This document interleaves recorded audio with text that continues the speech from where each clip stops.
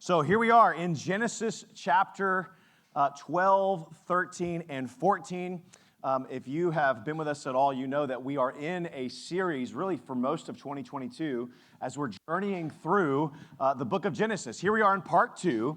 Here we are in week 2 of part 2. And part 2 is really focusing on the life of Abram. He's not yet Abraham. He will be come next week, but he's still Abram as we know it. And hopefully what I hope that you would see today is that there is beauty in living from blessing.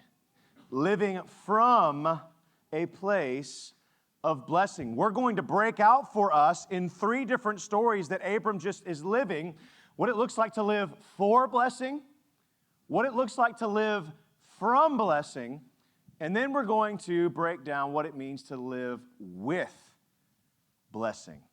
Those are words that, like, you may not think make a big difference, but it's going to make a significant difference in your life, I pray, at the end of today. So we're going to break down these 3 episodes the way that they taught us in seminary. The way they taught us in seminary was, this is what they say in seminary, exegetical, theological, applicational, or practical. And so you go, okay, well, that's a lot of Yule's words, and what does it really mean?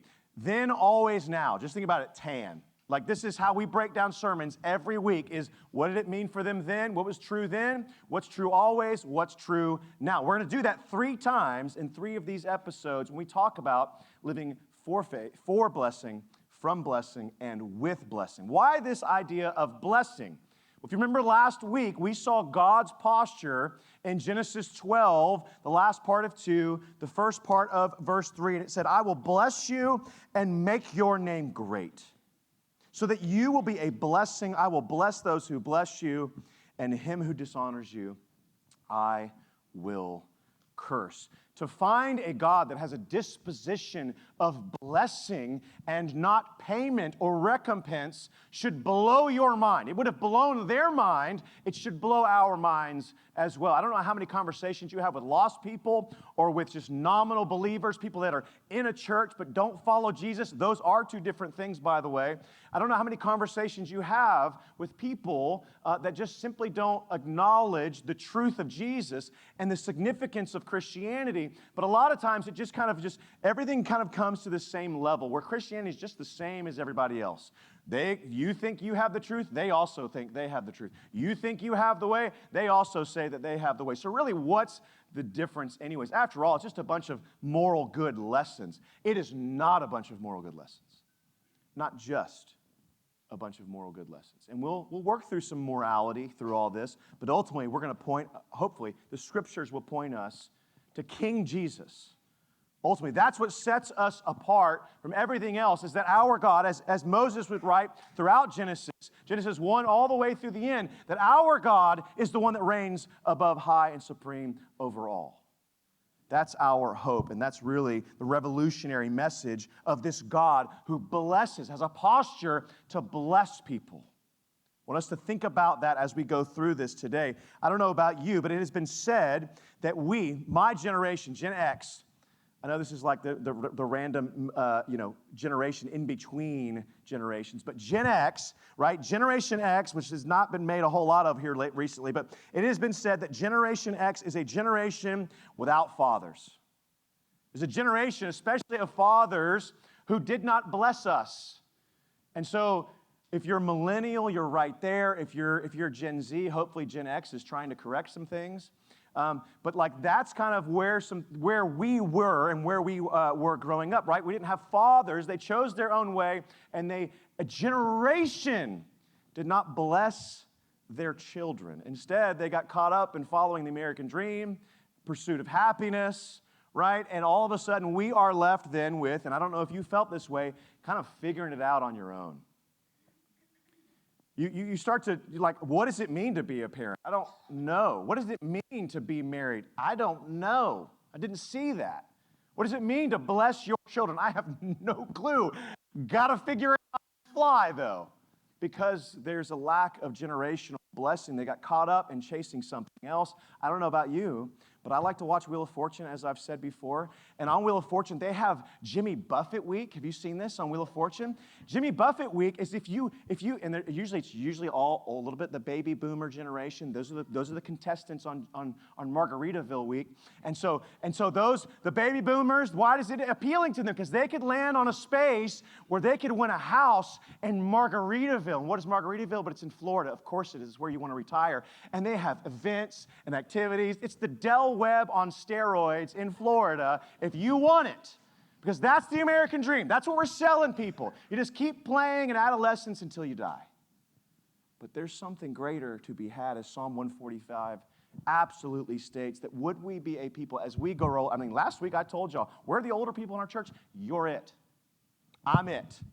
I'm talking to myself now. Will we be a generation? If the generation that went before us didn't devote themselves to this, well, then my generation and your generation coming after me, will we devote ourselves to what Psalm 145 says? Ultimately this, like, will we be a people that tell of God's power, that tell of God's mighty deeds and his holy, magnificent splendor, as Psalm 145 says. And it says, from one generation to another. We'll be caught up in that story or in something not terrible, but it's just not the gospel. It's not the kingdom. So here we are as really discovering this God who has blessed Abram in a way that we had only longed for. And you know what? You know what we find in Abram's life is that he doesn't quite know what to do with this thing called blessing. That's what we find.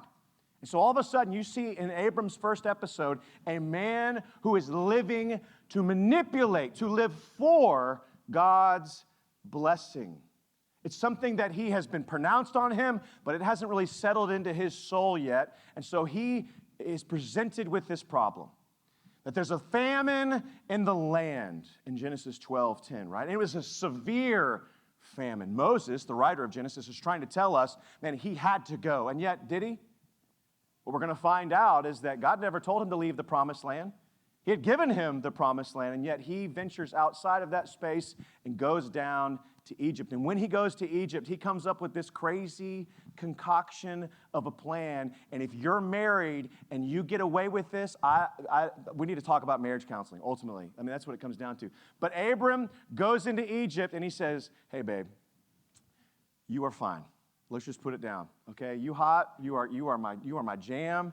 Yes, you're 65, but everybody knows who you are, okay? So look, here's the deal. We're going to go down to Egypt. And look, they're going to kill me if they see you looking like this, okay? And you can't hide your beauty. And they're going to kill me, right, if they see you in all your beauty. So let's do this, little numbers. Don't put on more clothes. Don't hide yourself and stow away. No. What we want you to actually do is we want to emphasize a half-truth. Sarai was Abram's half-sister. He's not exactly lying here. He's just not emphasizing the whole truth. And so he goes down into Egypt and he says, hey, babe, if you could just tell them that you're my sister, forget about the whole wife thing for a little bit, and they'll spare me, right? I'm the one that has God's blessing. We think you were included, but I'm the one that has God's blessing. And in order for me to continue to do the things that God wants us to do, we have to really prioritize my life, your life, we'll see. But if you could just say that you're my sister, that'd be great. And so she goes along with this idea. I don't know about your marriage, but this is not happening in my marriage. But for Abram and Sarai, this was a good idea. They go down to Egypt, and of course, they spread this half-truth. And what happens? Sarai gets taken, brought into Pharaoh's household. Many people think this is immediately not good, that he knows her in the biblical sense. But I don't know that the text can go that far. Instead, what we do think is that Sarai gets taken into Pharaoh's harem, where it could have been, it may not have been an immediate know you in the biblical sense, but it was certainly on the way to that. If they would have stayed in Egypt, at least within the next year, that would have happened, and they would have had to dealt with some things. Instead, what happens? God repays and puts a curse on Pharaoh, puts a plague on Pharaoh's household. Pharaoh freaks out. He's like, why did you tell me this? She's your wife, clearly your wife. and he sends them out. That's the great problem that's being presented to us this first episode of Abram. And what is he doing? He doesn't quite grasp the idea that God has blessed them in a significant way that he doesn't have to manipulate. He doesn't have to grasp at straws and try to figure out how he has to act a certain way in order to keep God's blessing. He's just kind of grabbing the air, trying to figure out how to keep something that God has already said, I will not change my mind on this. You have my blessing. You didn't earn it, therefore you can't lose it. Thank God for that. So Abram and Sarai start this slippery slope of hearing God's blessing and again, trying to keep or achieve what God has promised through manipulation. That's the then. The always part of this is what's always true is this. If we try to manipulate God, right? If we try to manipulate God, we falsely think that God works within an economy or a system of works. If God is a God of blessing, then I've got to do certain things in order to get that blessing. If we're living for blessing. But as we'll see in just a moment, if we live from blessing, then I don't have to do things to get stuff that's already been given to me. Now it changes how I'm going to live. It's a totally different perspective, but they are not yet there in this first episode after God has blessed them richly. See, if God was a God of payment, if he was stuck in a system of works, wouldn't you expect for Abram to be afflicted with the plague? Of course you would. He's the one that was deceitful. He's the one that messed up. And yet God doesn't put the plague on Abram and his wife. He puts the plague on Pharaoh. Pharaoh did nothing wrong, it seems. And yet it was Abram that escapes the plague and God working all of this out so that Abram would get back on track into the promised land. And of course, that's what we see in the second episode. So that's the always, right? The good news here is that God will prove faithful to preserve his promise of blessing to his people, even when his people are faithless. 2 Timothy 2 says that even when we are faithless, he is faithful, for he will not deny himself. It doesn't matter if you're faithful or faithless, he will remain faithful to you. Will you experience joy if you're faithful to him? Absolutely. Will you experience some depression and some downness and some consequences of sin that you will never be able to measure before you run into sin? Absolutely. That doesn't mean God's blessing has been removed. It means that you have moved away from God's blessing. And so there's this principle here that God is rescuing us from living for blessing. So some questions as we apply it in every episode here, right? Is your obedience marked with manipulation or with trust? Is your obedience, do you parent? Do you bear with your spouse in an understanding way? Do you submit to your husband? Do you lead your wife? Do you work? Do you live? Do you give all that you have as a means to an end, just to get the life that you want? Or is it a demonstration of deep trust in the one who has already called you blessed as a child of Abram? As I mentioned, Abram's journey into Egypt meant he left the promised land for the lush waters of the Nile in the midst of a famine. And yet the question remains for us to apply. In times of spiritual drought in your life, are you going to be content with God in the midst of a famine, or are you going to go try and find provision outside of God's promises? This is at the heart of every sin. Will I trust God while I feel nothing? Or will I step outside of the provision that God has promised me in order to get something more immediate? There may be a level of trust that God is inviting you into today to continue to walk through a famine, a desert place, while trusting his provision, which may not be immediate, but it is according to God's character, timing, and process. Are you short-circuiting that deepening of your faith? That's what it looks like, I think, for us as we ask questions. Am I living for blessing to achieve something according to works, or from blessing. And that's where we'll go with our second episode, right?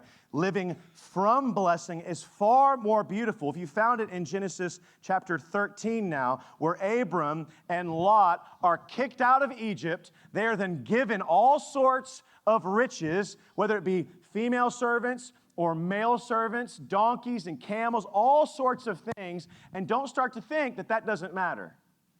Because most people will think that a certain female servant that Egypt gave Abram during this time, her name was Hagar, and she's going to show up in a few weeks. We think that she came from this little episode of going into Egypt, picking up female servants along the way, and then heading out. All is not well in the household of Abram, and it will show itself eventually. But living from blessing, after being kicked out of Egypt with all sorts of riches, what happens with riches? The notorious B.I.G. says, mo money, mo problems. Right? You know the great theologian. Mo money, mo problems. They get kicked out of Egypt, and what happens? The herdsmen start fighting over the resources in the land. That all of a sudden there's that famine that's still going on. Now they're back in the promised land, and really the land cannot support all of the people and all of the animals that they now have been given by Egypt. And familial conflict and limited resources produce a situation where Abram was met with a choice. I don't know if you've got family conflict. I don't know if you have limited resources, that you feel like the land is not yet fertile enough to produce my life. But this was his choice. Will I live for blessing? To gain and achieve and keep something, which is exhausting. It's just a treadmill going nowhere. Will I live for blessing, or will I live from blessing? You see, Abram learned something along the way as maybe it was a conversation with Sarai on the way out of Egypt going, hey, never do that to me again. And yet he does.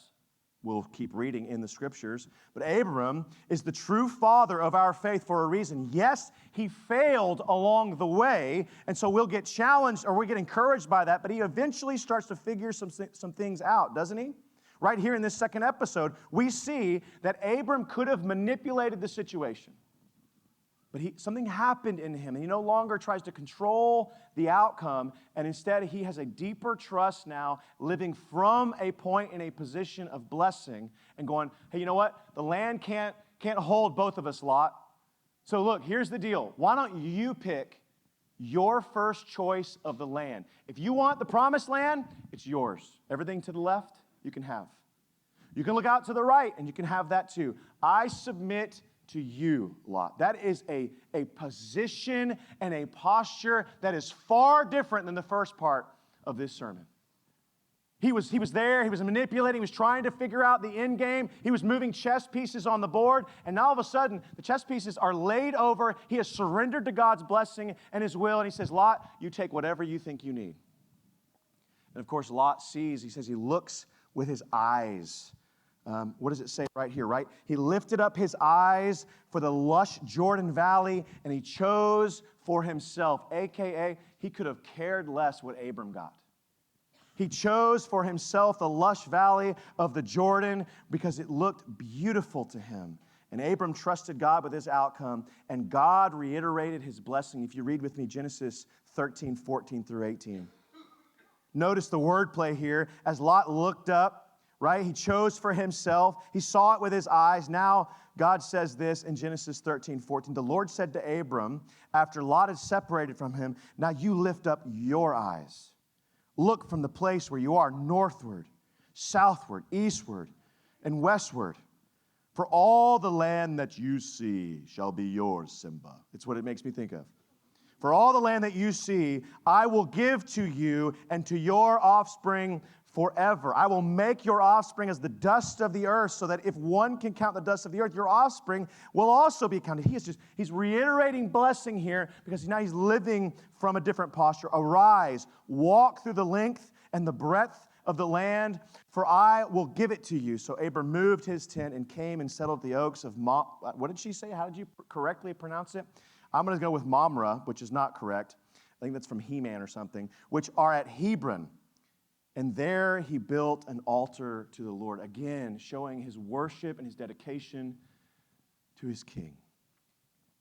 That's what's going on here in this beautiful passage, that we start to learn some things, that if we live, the beauty of living from God's blessing means you don't have to grasp at straws or think that this is the last time that God's going to provide for you. Instead, you live open-handedly with a generous disposition because you're not an orphan. You now have a dad who provides for you.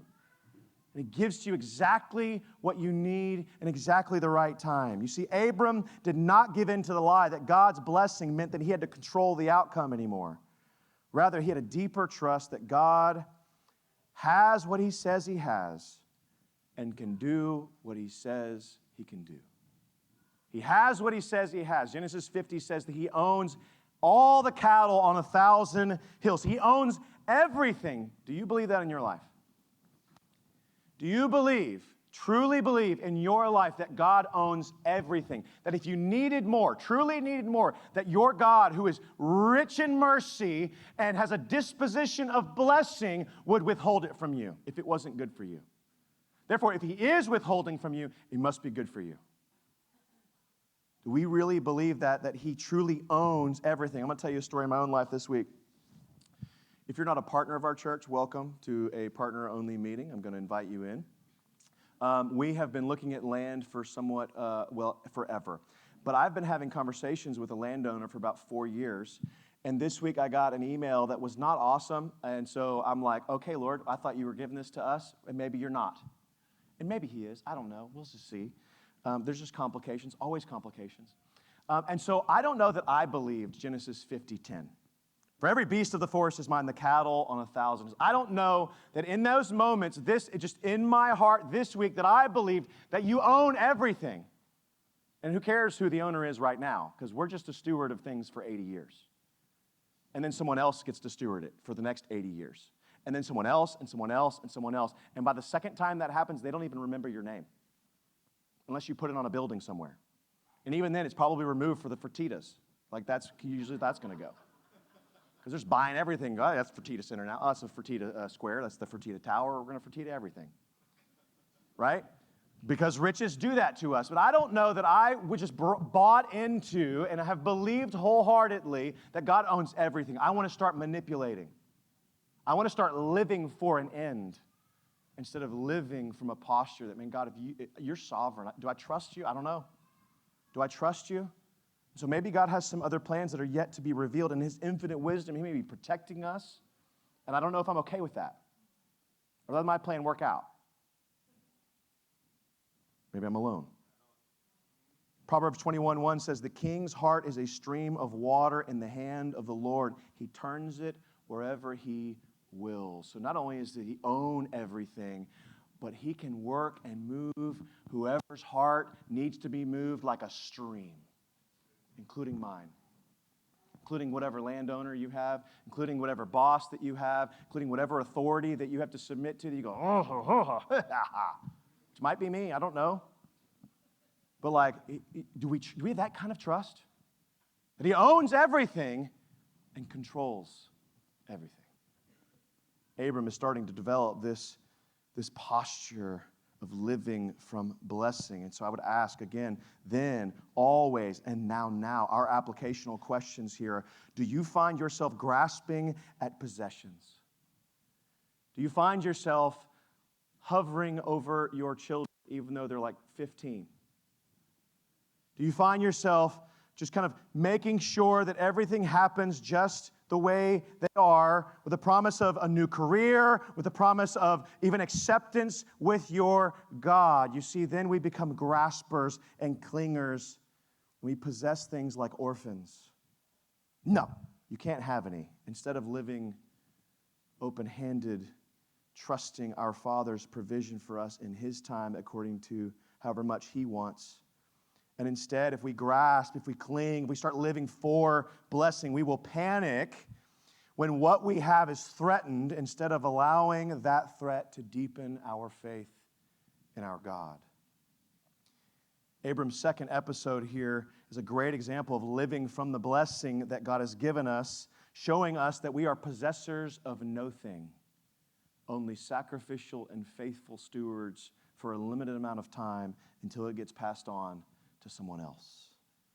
Living from blessing frees us from being movers of chess pieces around to manipulate an outcome, and releases us into living into our God-given place. Not as those who are in charge of anything, but are those who are subject to the one who is in charge of everything. Will we be servants of this king, or will we try to be king ourselves? This next episode that we're going to read about this guy named Melchizedek will cement for us our position, our lowly position. I know it feels like we own a lot. I know it feels like we can kind of determine our own fate, but instead, our God reigns and rules, and that is far greater than us. All right, living for blessing, living from blessing. And now what do we do with God's blessing? Going back into the story, now we see that Abram, though Lot went his own way, and he went to go into the land of Sodom, and if you read back in 13:13, it says, now the men of Sodom were wicked, great sinners against the Lord. They're going to come up later when we get to Genesis 19, but they're not here today, so we're just going to preview that and realize we know the ideas of Sodom and Gomorrah, but Lot chose that life. And when he went down, a great war broke out over these areas, and you had 5 kings against 4. And I'm not going to go through their name. Instead, I'll just have Cassie come up and go through their names because she rehearsed it. But I'm not going to do that. Instead, there was a war that broke out. And what happened ultimately is that Lot became the spoil of war. He was taken away by the victors, who the Bible call the enemy. The enemy took Lot away as a spoil, and Abram sees this, and he goes, okay, man, well, my kinsman can't be taken. That's not going to work for me. So I've got 318 dudes here against 4 nations that just defeated 5 nations. The odds are stacked up against Abram here. He's got 318 men against a pretty powerful empire here, or at least 4 nations, right? He goes at night, he defeats them, and he takes all their possessions, he takes all of the people, and he goes back because now he's living from God's blessing. He's willing to risk it to get Lot back, right? And all of a sudden, we start to see some very mysterious things going on that we need to pay attention to. This guy named Melchizedek enters the scene. And of course, when Abram is returning from war and he's returning with his spoils, he's got a lot following him at this point. 2 kings come out to meet Abram. First is the king of Sodom. And he had just lost everything in war. And he goes and meets Abram. And he's like, hey, I see that you have some of my people and my things here. How about this? You keep all the stuff. I want all the people. And I don't know if you've ever been around someone like the king of Sodom. But if you have, you start to get a little spidey sense. I was going to say spidey tingle, but that's awkward, but that's what they use in the movies. A spidey sense that something's not right here. And of course, it's the Spirit, I think, speaking to Abram that something's not right with the king of Sodom. If we take anything from him, he's going to claim credit over everything that God's going to give us in the future. And so he says, no, thank you. I don't want your possessions, and I don't want your people. Take it. He could have. Think about it. God has blessed him. God has said he will be blessed, and the multitudes will be blessed through him. He could have taken it, but instead he has discernment on worldly possessions, says no thank you. But there's a second king that we got to narrow in on. And his name is Melchizedek, and he also comes out to meet Abram. Melchizedek is a very, very important figure in the Bible, and this is the only place he shows up. In these just a few verses, he shows up, he meets Abram, and what does Melchizedek do but remind him of where his victory came from? You didn't do this with 318 men. You did this with the one true God. And blessed are you, Abram, by the God most high. He's the possessor of heaven and earth. He owns it all. And blessed be the God Most High who has delivered your enemies into your hand. And Abram responds, not for blessing, is just trying to cling to everything, but from blessing, and does something with his blessing. He shuns Sodom and he honors Melchizedek. And how does he honor Melchizedek. This is the origin of the tithe. You knew you should have skipped today. You knew it.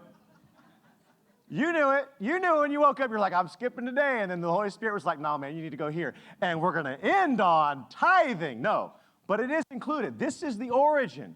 It wasn't just some practical thing to feed the poor or the widow or the orphan or the immigrant. It was one king, the blessed, paying tribute to another king. Hebrews 7:7 says that it is the lesser, it is beyond dispute that the inferior is blessed by the superior. Melchizedek was superior to Abram, and Abram responds by giving a tenth of everything he has to Melchizedek. When Abram gave 10% of all he had, he acknowledged that Melchizedek was greater than Abram was, not just as a king, but also as a priest of God Most High.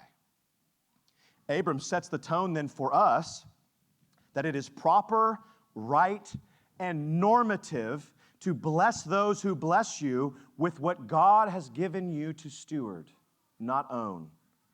In other words, if you don't give, you don't acknowledge this truth of inferior and superior between you and God. That's one of the unintended consequences of not being blessed by the older generation, is that you don't know actually how to do this. The inferior blesses the superior with what you have. That's the biblical model of stewardship. It's the biblical model of living with God's blessing. So beyond all of that, we have to figure out who this Melchizedek guy is. And I just want to sit down on this for a moment. I know we're past 11 o'clock, which is always my time to go, hey, you need to start wrapping up. I'm not ready to wrap up yet. This is the only time we get Melchizedek. So just hang tight with me, please. Melchizedek is a key figure in understanding who Jesus is. I want you to just see some of this in the text, right? If you've got your Bible, Genesis 14:18. And Melchizedek is the king of Salem. Most people think that's the king of Jerusalem, Salem. Salem is another way to say shalom. He is the king of peace. Have you heard of Melchizedek before? Have you heard all this? All right, well, if you've heard it, just hear it again. If you haven't heard it, hang tight. He is the king of shalom. He's the king of peace.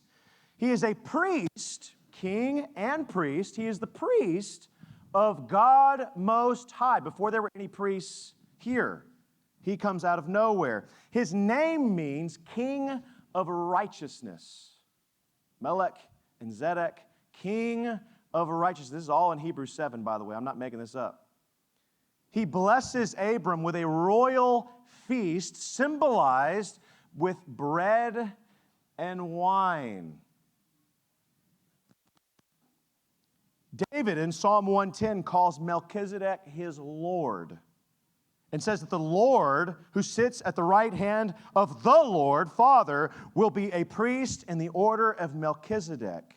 Hebrews 6 tells us that Jesus is the high priest that was promised by David in the order of Melchizedek. Melchizedek's order is kingly and priestly, and it is eternal. It comes without father or mother, Hebrews 7 says. Melchizedek, friends, is at the very least a type of Christ, meaning that he's pointing forward to Jesus in a significant way. And at the very most, he's Jesus in Genesis. You can believe either one. Either one are pointing to the incarnate Christ, Jesus, when he shows up. I like to just kind of go against whatever commentators say sometimes, so I think he's Jesus. Most people think this is a type, this is some random king that have come out of the woodwork to bless Abram, and I go, okay, well, amen, and praise God for that. But there is a significance here that points us all to Jesus. And so again, this application point, and then we'll end. What do we do with this mysterious and short introduction to such an important character? And it comes down to this. How do you live with God's blessing?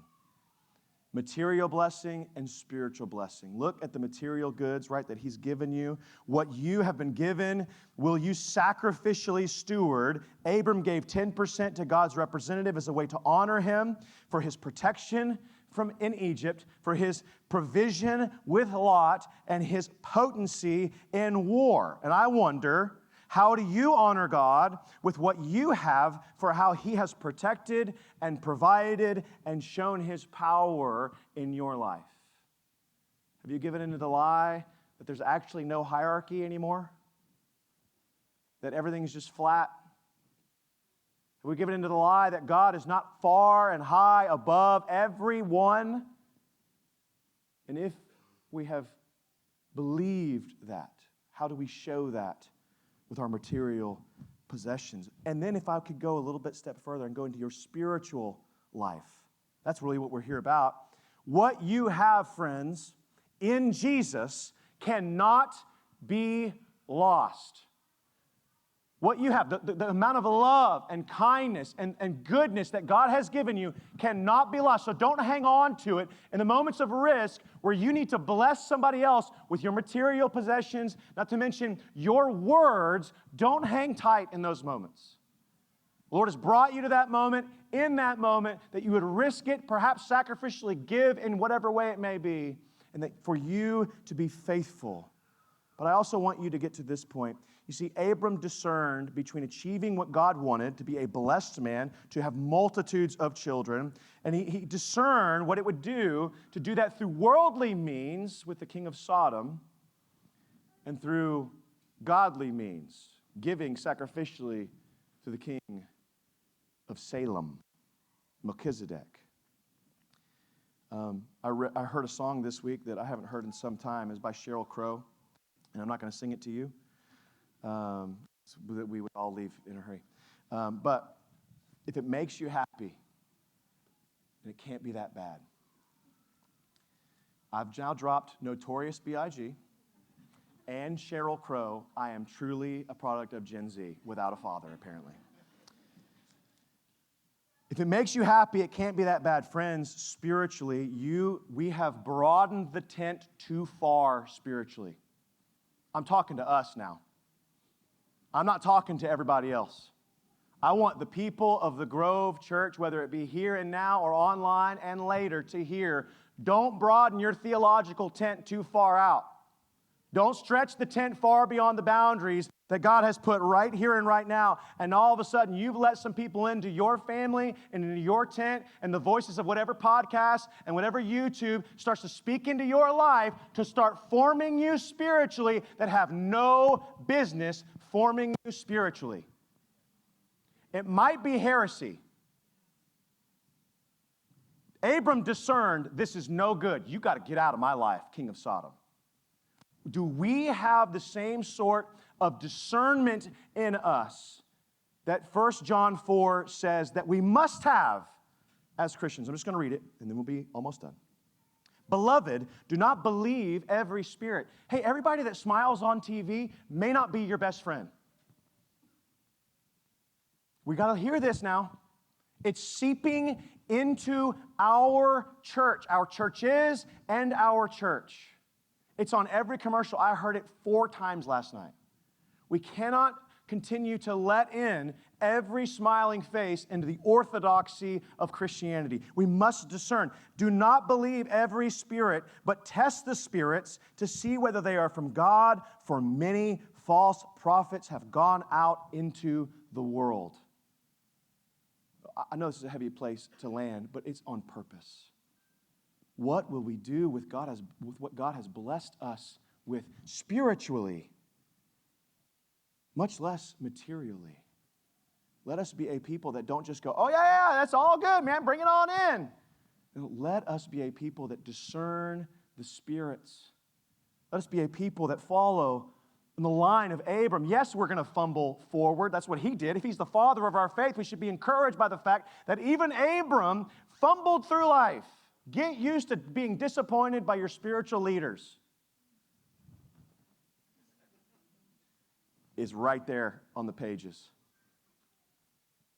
He fumbled forward, but he got it together, didn't he? God showed him the way at some point that he started living with a different disposition. And that didn't mean he just took everything he had. No, he discerned the spirits. And he said, you don't actually have a place here. I don't want anything from you because you'll start to brag that I got you. You made me rich. Materially, or spiritually. See, it is equal parts encouraging and challenging for us. But though we could draw many moral lessons from Abram's life, which we will, that's really not the point. It is this figure of Melchizedek, the king of shalom, of peace, the king of righteousness, the high priest of God Most High, which we should draw near to God as a result of seeing him here, of him interrupting Abram's life like he interrupts our life. Because the true and greater Melchizedek, king of righteousness, has come, and he has offered you bread and wine. And I wish we were doing communion today. He has offered you bread and wine. He has offered you communion between the King of Kings and we lowly sinners. And he comes out with a royal feast and he says, will you eat at this table where the King of righteousness has come and sacrificed for you to pronounce blessing over you and your life through Jesus, that if you would believe in him, that on the altar of God, the cross of Christ, where he was crucified and shed his blood for you, if we would believe in these things and we would walk in these ways, and we would live a different life, not for blessing, clinging, grasping, but from it, settled in. I have 2 dogs at the house. One's name is Charlie, the other's name is Gunner. One has one eye, the other one has no brain. When Charlie comes near me, he's afraid. Are you going to give me a blessing, Master? I'm going to pet you, and then he's probably going to pee. If you've been to my house, you know this to be true. He lives for a blessing. Oh, Master, don't hurt me. Gunner, on the other hand, has one eye. And I could throw him across the room, although I don't. I'd like to, some days I don't. I could throw him across the room in punishment, and he would be like, oh, you want to hang out with me? You touched me. I love it. Silly, okay? For a blessing? Are you going to hurt me, God? What do you want from me? You're going to use me again? You need me to do some things? I don't really feel like doing it. If you come near to me, I don't want to go near to you. From blessing, and oh my gosh, my Master has drawn near to me, and I just feel, there's something in me that just settles in. I just want to cuddle up, I just want to be pet by him, and be enjoyed. All right, it's the last time I use Gunner and Charlie in any illustration. But I do hope it helps us see the huge difference in not living for it, but living from a place of blessing. Let's pray. Lord Jesus, we're grateful. And I pray, Lord, that we would not try to attain what can only be received. Pray that we would not try and take or manipulate what you have already given in your Son, Jesus. And I pray that this people would be transformed, not clinging and grasping, but instead living open-handed, generously for your purposes on the earth. Lord, you have set us free. We have no condemnation. Perhaps the greatest blessing you could ever pronounce on a people is that we are not condemned because of what your Son Jesus has done for us. And so I pray that we would live lives of gratitude and generosity, kindness, and care. I pray that we would not trade in the freedom that we have in your Son Jesus for some lesser form of living and some other form of slavery. We have been set free by your death. I pray we'd live it. May we respond in such a way that expresses that freedom. In Christ's name, amen.